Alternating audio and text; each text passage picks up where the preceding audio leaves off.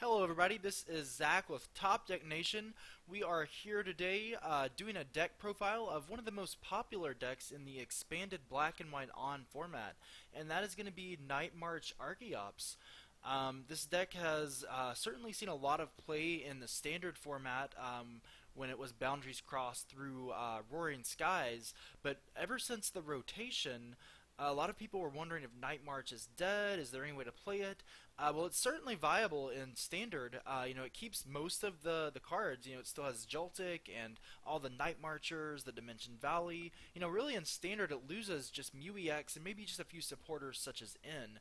But here we are in expanded. That black and white on format that's becoming increasingly popular, given that a lot of events are actually switching to expanded.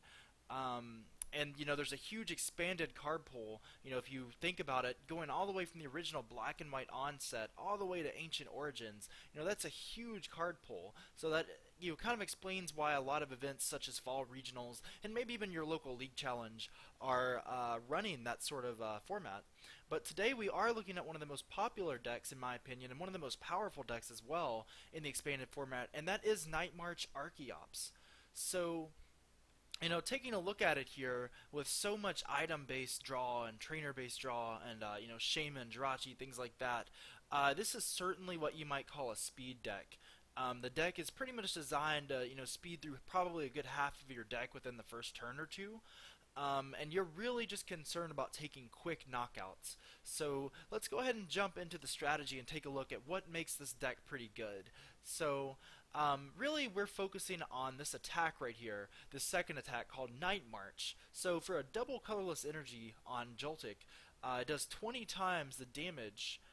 20 damage times the number of Pokemon in your discard that have the Night March attack. So let's think about that for a second. It's doing 20 damage, which is, by itself kind of mediocre if you think about it for a double colorless. But it says times the number of Pokemon in your discard that have that attack. So, just looking here, how many Pokemon do we have here? There's 4 Pumpkaboo that have it. There's 4 Lampent that have it, and then finally there's 4 Joltik that have it. So, 4 times 3, that is going to be a total of 12 Pokemon. Obviously we're going to have 1 Pokemon on the board attacking with it, so really, realistically, that's 11 total.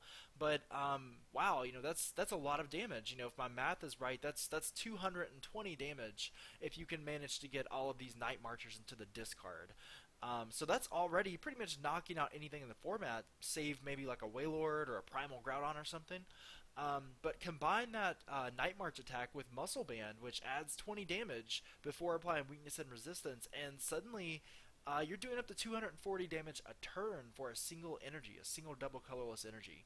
So that in and of itself is huge. You might be wondering, how do we get these Pokemon in the discard? How do we get 11 Pokemon in the discard to pull this off? Well, there is thankfully a card.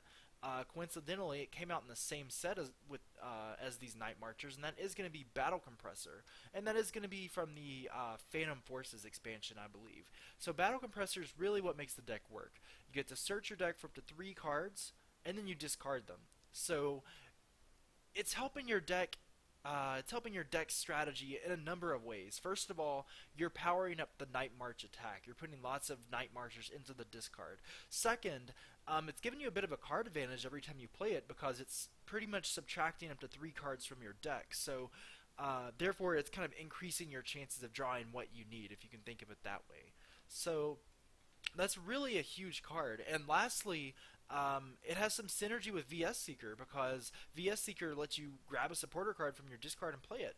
Well, Battle Compressor puts that supporter into your discard to enable you to use Verse Seeker. So there's a number of uses for Battle Compressor, and that is why we're playing for Battle Compressors here. That's really what makes the deck work. Obviously, we're going to have Computer Search as the A spec because it lets you search out any card, so it could get you a number of things.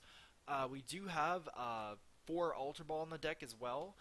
As you can see, there are a lot of cards that are kind of maxed out here for consistently. You've like VS Seeker, Battle Compressor, Ultra Ball, your Professor Juniper, obviously, Dimension Valley. We haven't really talked about that yet, but Dimension Valley is a stadium that says that each Psychic Pokemon's attacks cost a colorless less. So suddenly your Pumpkaboo, which was attacking for 3 colorless energy with that Night March attack, is attacking for a double colorless energy. So I can simply attach it and attack. And you might be wondering, why is Mew-EX in here? It doesn't have Night March, but it does have that ability called Versatile, which lets me use any of the attacks of the Pokemon in play, mine or my opponent's. So I can actually copy a Night March Pokemon from my bench and use that attack. And the benefit of that is that Mew-EX has 120 HP versus something like Joltik that only has 30 HP. So Mew-EX might actually survive a couple hits while taking those huge knockouts in the process. So that is, purely the strategy here. We have Trainer's Mail here to draw into the Dimension Valley, draw into what we need to that turn, such as Battle Compressor, a couple Lysander, just in case, you want to Lysander up some cheap targets, like Shaman EX or Jirachi EX or something like that. And then, of course, we play one Super Rod just so we can get some Night Marchers back in case we, have to discard our Pokemon early, in case we prize some Night Marchers to get back some Lightning Energy. And then lastly, for our supporter, we play Hex Maniac. We just play one of this card, but it can really swing a lot of matchups, including like the Mirror Match, including any kind of ability-based deck. It's also extremely helpful against metal decks that play Aegislash. Keep in mind that ability, Mighty Shield, it's preventing damage from any Pokemon that has a special energy on it. So if I have a double colorless on my Joltik, I'm actually not doing any damage to Aegislash. Even if I was normally doing maybe 200 damage to knock it out, it wouldn't do anything. So that is why we play a Hex Maniac here. Very powerful. So we've looked at the Night Marchers, we've kind of looked at the supporters and everything. So we do want to go ahead and look at the sub-strategy here, and that is going to be this Archeops card. As you can see, we only play one of Archeops and one of Maxie's Hidden Ball Trick, but since we play a high count of like Battle Compressor and so many cards that let me draw through my deck and discard them, that's why we only need the one Archeops and the one Maxies. A lot of decks are still playing the big basic EXs, so that's our main strategy, is to kind of counter those guys, but just in case our opponent tries to play an evolution card, this is what Archeops is for. He does have that Ancient Power ability, which says that each player can't play any Pokemon from his or her hand to evolve his or her Pokemon. So that is going to be awesome, because if you can get the turn 1 Archeops, you've shut down a number of abilities. You've shut down Aromatiss's Fairy Transfer. You've shut down Bronzong's ability as well, the Metal Link's ability. So that's pretty awesome. Even in expanded, some abilities that you normally don't see, like Electric from Noble Victories, he does have that Dynamotor ability. It's going to be shutting that off as well, so it can really hinder your opponent and put you in a crazy good board state. So that is kind of the strategy there. Maxie's Hidden Ball Trick lets me put the Archeops from my discard onto my bench and draw 5 cards, assuming it's my last card in my hand. And that's pretty much it, guys. So it's a deck full of really hard-hitting attackers that hit for a single energy. And then you have the Archeops and the Maxie just in case your opponent tries to play evolution cards. And then something I forgot to mention is that we do play 2 Floatstone here.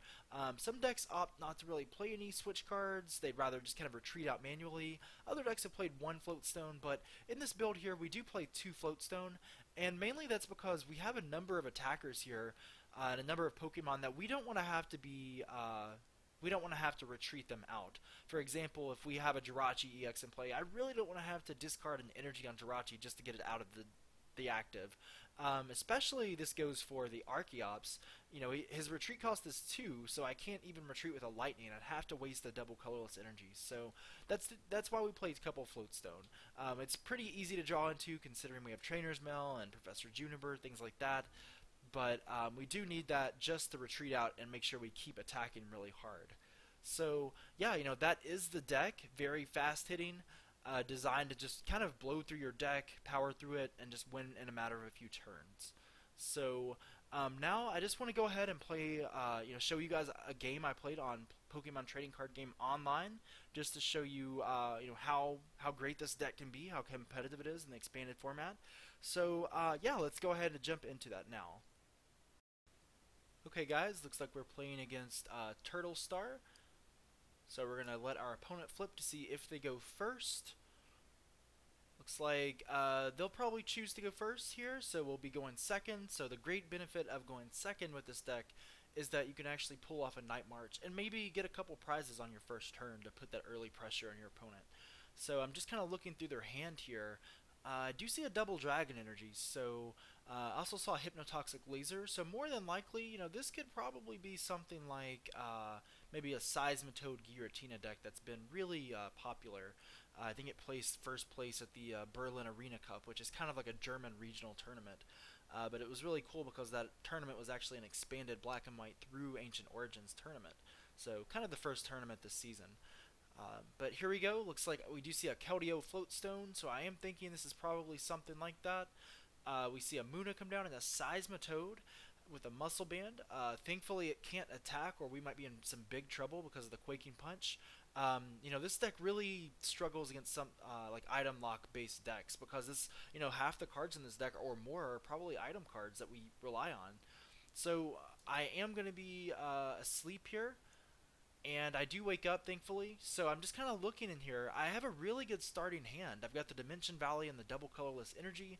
If I can get 9 Night Marchers in the discard, I can actually Night March for the knockout and take 2 prizes on my first turn, which is pretty insane actually.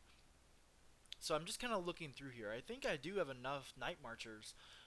The only thing is that I would actually have to get rid of quite a few of my attackers here.